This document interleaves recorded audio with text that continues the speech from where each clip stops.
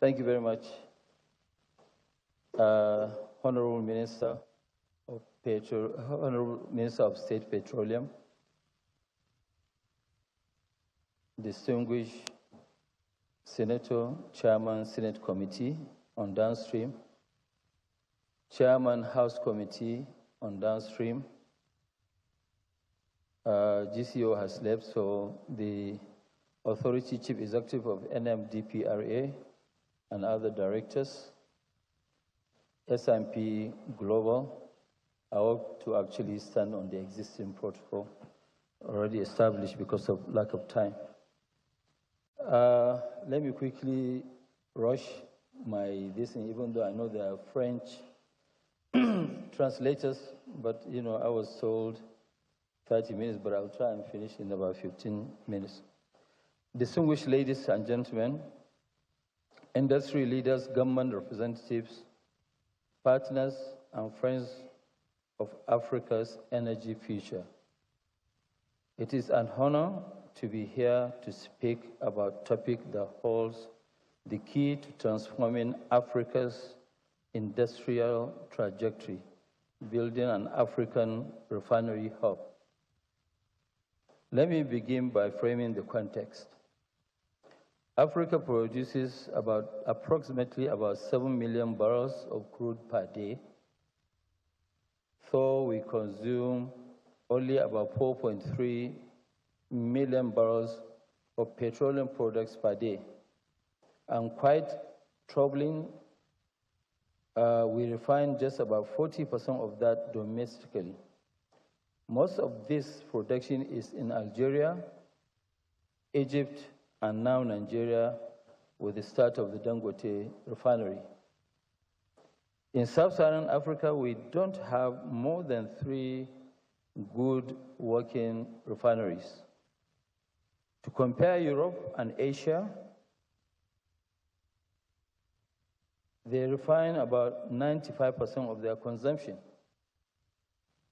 So while we produce plenty of crude, we still import about 120 million tons of refined petroleum products each year, and effectively exporting jobs and importing poverty into our continent. That's about $90 billion of market opportunity being captured by regions with surplus refining capacities.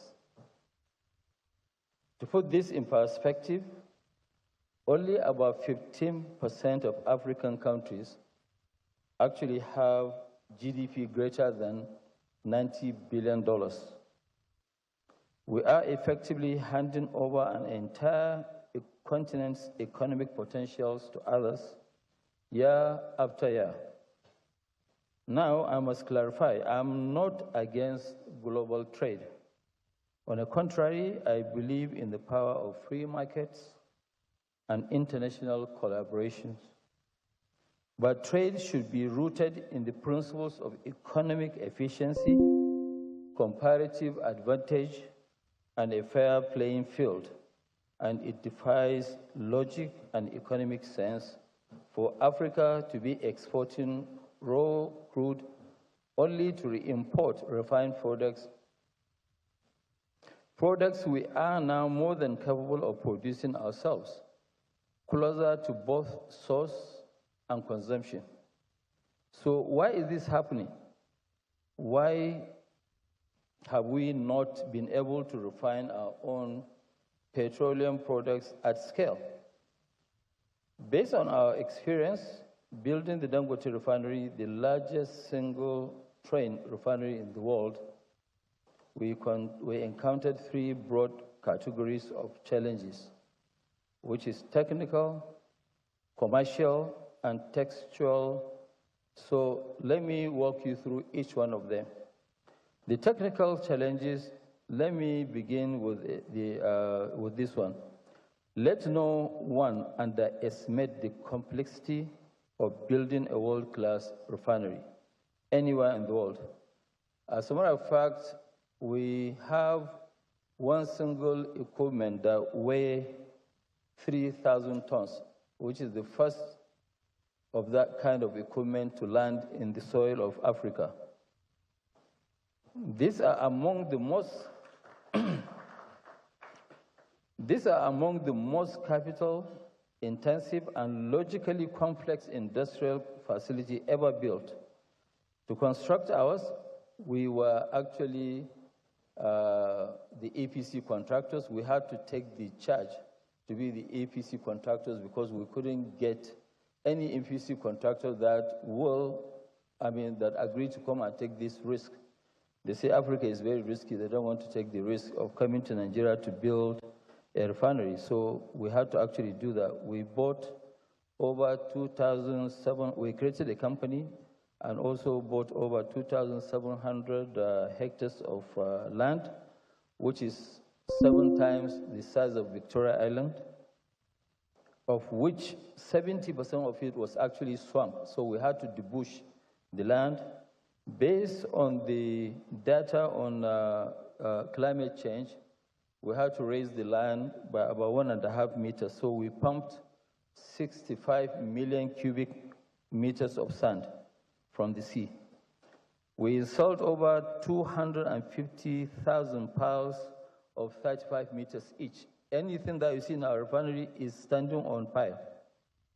Millions of meters of piping, cabling, electrical wiring, and so on.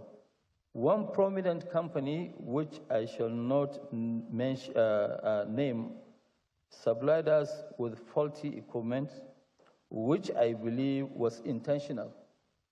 The equipment was actually quite critical to the startup of the refinery, and without that, we couldn't have started the refinery.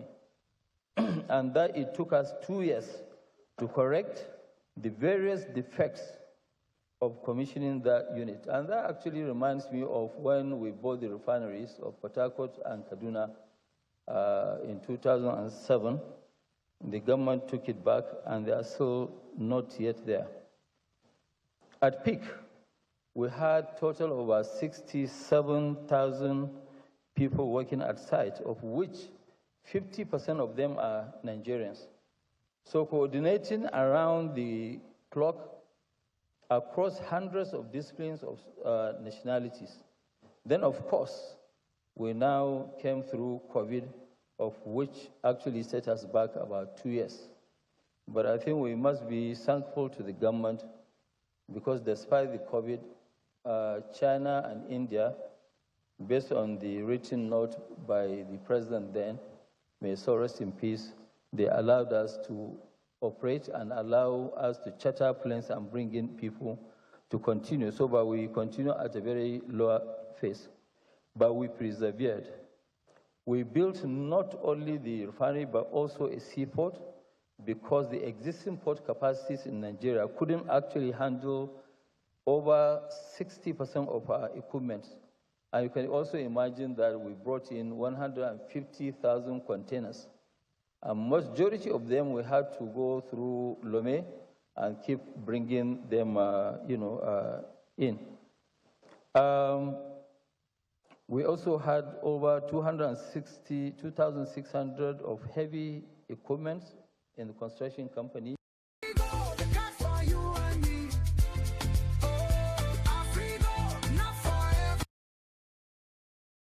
The MBA program has been brilliantly curated, such that every component of the program had something unique to offer. And I said to myself privately, I think I'm getting more value from NILE than I paid for. Why are you still considering? NILE offers you a unique opportunity to learn while working. Don't stay too long on the fence. I think you should jump in.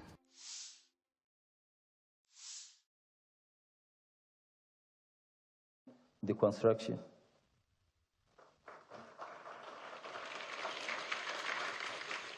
After overcoming the commercial challenges, after overcoming the technical challenges, we faced the second major hurdle, which is commercial viability.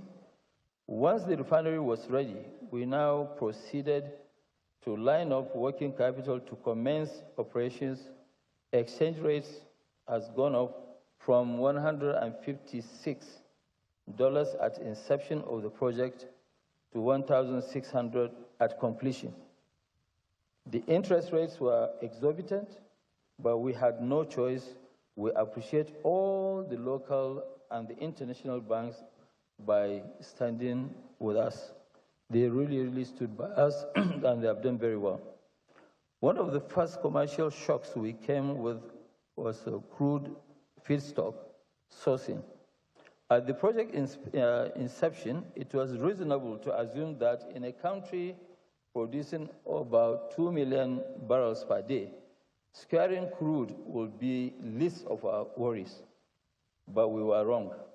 Rather than buying crude oil directly from the Nigerian producers at competitive terms, we found ourselves having to negotiate with international trading companies who are buying Nigerian crude and reselling it to us with hefty premiums. Of course, as we speak today, we buy about 9 to 10 million barrels of crude monthly from the United States and other countries. I must thank the NNPC for making some cargoes of Nigerian crude available to us from the start to date. They have done very well. But it's been very, very difficult with the IOCs. IOCs have been the most difficult in our journey. Even after securing the crude, transporting it became another bottleneck. Lifting schedules were constantly shifted by upstream operators, and we were hit with excessive port and regulatory charges. Skyrocketing port charges made about 40% of the total freight cost, meaning it cost 2/3 as much as chartering a vessel, with the crew, insurance, and fuel included. Meanwhile, refiners in India who purchase crude from all regions, even farther away, enjoy lower freight charges than we do right here in West Africa because they are not saddled with exorbitant port charges. This is not only in the oil industry. I mean, if you look at it now, I can go to New York. It was just about $400 from London. But to go to Accra from Lome, you pay $600. So I just want to say that so some of you that know what is happening, you can have a rethink. In terms of port charges, it is currently more expensive to load a domestic cargo of petroleum products from Dangote refinery, as customers pay both at the loading point and also at the discharge point. But when they load from Lome that competes with us, they pay only at the port of discharge. This is simply unfair and it is unsustainable. Then came the challenge of selling the refined products. Unlike Europe, which has adopted harmonized fuel specifications, Africa remains fragmented. Every country has its own fuel specification standard. The fuel we produce for Nigeria cannot be sold in Cameroon or Ghana or Togo, even though we all drive the same vehicles. The lack of harmonization benefits no one except, of course, international traders who thrive on arbitrage. For local refiners like us, it fragments the market and imposes unnecessary inefficiencies. To give one example, the diesel cloud for Nigeria is 4 degrees. Without going into technical details, this means that the diesel should work at a temperature of 4 degrees centigrade. Achieving this comes at a cost to us and limits the types of crude we could actually process. But how many places in Nigeria experience temperatures of 4 degrees? Other countries have a more reasonable range of 7% to 12% degrees. 7 to 12% degrees. This is low-hanging fruits which could be addressed by the regulators. Any regional pricing framework must address this wide variability in standards. And to make matters worse, we are now facing increasingly dumping of cheap, often toxic petroleum products, some of which are blended to substandard levels that will never be allowed in Europe or North America. Due to the price caps on the Russian petroleum products, discounted petroleum products produced in Russia or with discounted Russian crude find their way to Africa, severely undercutting our local production, which is based on full crude pricing. This has created an unlevel playing field. In most African countries, petrol and diesel are sold for about $1 net of taxes. In Nigeria, due to this unfair competition, this price is just about 60 cents, even cheaper than Saudi Arabia, which produces and refines its own oil. This is due to the fact that we are having to match dumping. To remain viable, we urge the governments across Africa to take deliberate steps, as the US, Canada, and EU have done, to protect domestic producers from unfair competition. Nigeria First policy announced by His Excellency President Bola Ahmed Tinubu should apply to the petroleum product sector and all other sectors. Contextual challenges. Let me speak to the third and perhaps the most complex category of contextual challenges. Beyond infrastructural deficit, the most formidable challenge we faced was entrenched in rent-seeking within the petroleum value chain across many African countries. This sector has historically been a major avenue for corruption and rent-seeking, or rent extraction, really. When you build a refinery and disrupt that system, you are not just innovating, you are actually threatening powerful interests that will seriously fight back aggressively. Another major barrier is the offshore Lome floating market, a uniquely African phenomenon. International traders maintain a floating storage of about 2 million tons of petroleum products just offshore Lome.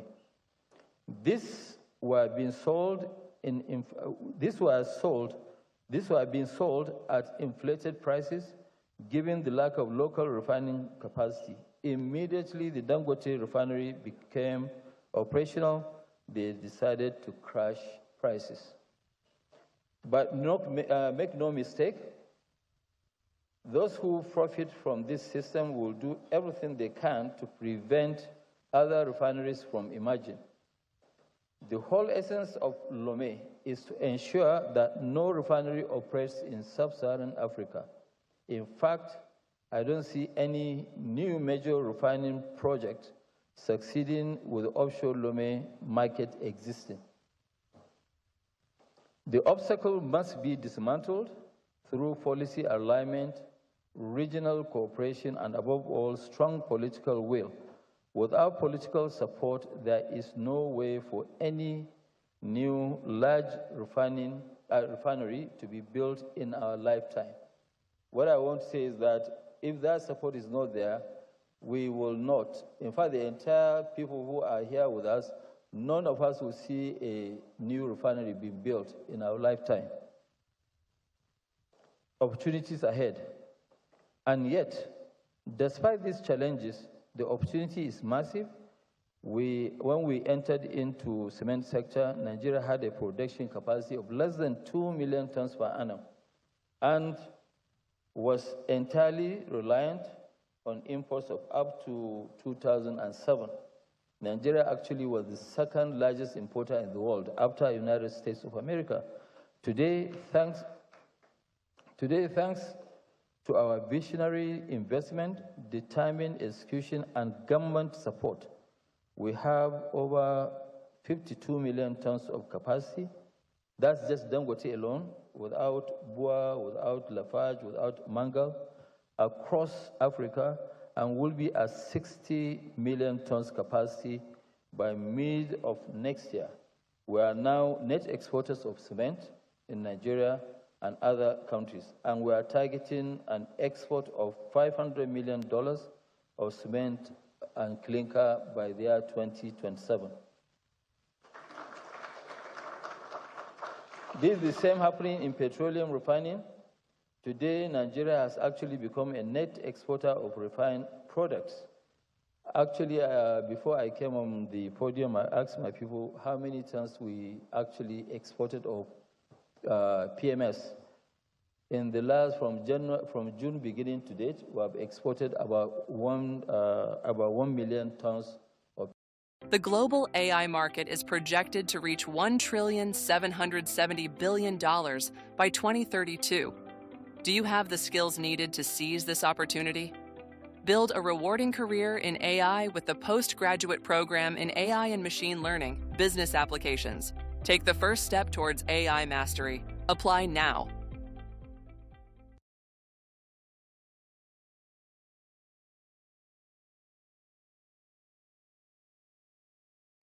Indorama producing 3 million tons. So really, for you to know, Nigeria is actually catching up, is going to beat Egypt in the next 16 months, and will be the biggest exporter of urea in Africa.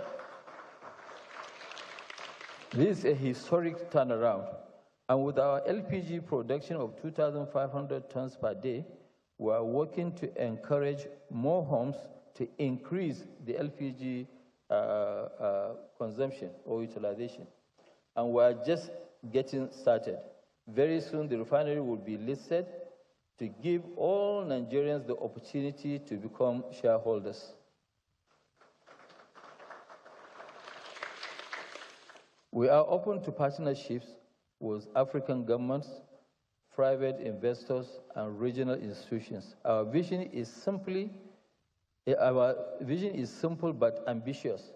Africa should refine all the petroleum products it consumes right here on the soil of Africa. Closing. Before I conclude, let me take this opportunity to address concerns around monopoly and dominance. The reality is that for too many people who have both the means and the opportunity to contribute meaningfully to our nation's growth, choose instead to criticize from the sidelines while investing their wealth abroad, adding little to Nigeria's real economy or Africa's economy. We have chosen to bet on Nigeria, and we will continue to do so. So we should not allow dumping to destroy our manufacturing base like what it did in so many other industries like textiles and co. Others should be encouraged to build refineries if they are serious. I think encouraging other people to build refineries is the job of the NNDPRA and also the government. So, Engineer Farouk, I will rely on your leadership to make sure we encourage those people who have collected licenses that are not using. And I believe anybody who collected these licenses from you, either you cancel them or you put a penalty on a yearly basis so that they will return the license or they will build those refineries. In conclusion, the road to industrial self-reliance is not easy. It is full of obstacles, technical, financial, commercial, and political. But the reward are even greater: jobs, value retention, and economic transformation. Let us not squander the immense potential that lies beneath our feet. Let us refine it, transform it, and use it to power the next chapter of Africa's development. Thank you very much.